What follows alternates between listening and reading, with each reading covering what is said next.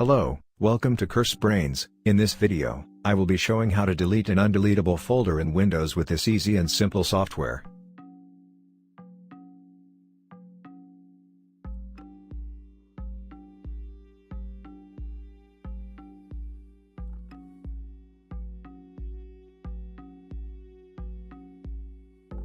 As you can see, the folder has an error of could not find this item while trying to delete it.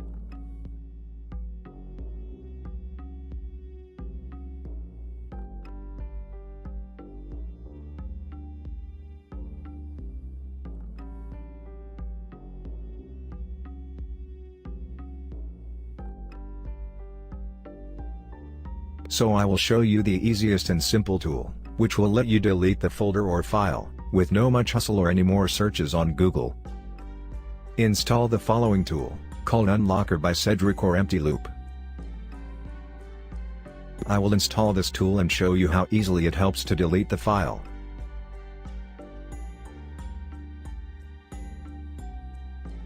I will leave the download link for the tool in the description. Once the tool has been installed, check on the Start menu. You will see it in Recently Added section.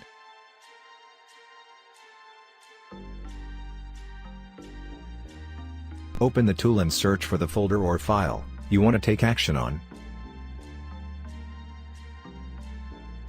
Then choose the file or folder on which you are unable to take appropriate actions.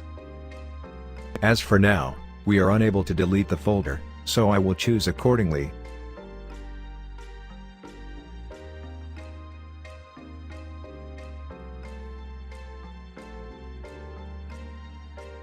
As you can see, the folder has been deleted successfully from the desktop, with no further errors. Hope I have explained each and everything clearly. Leave your comments and doubts in the comments section. Don't forget to like, share and subscribe for much more videos. Thank you for watching this video.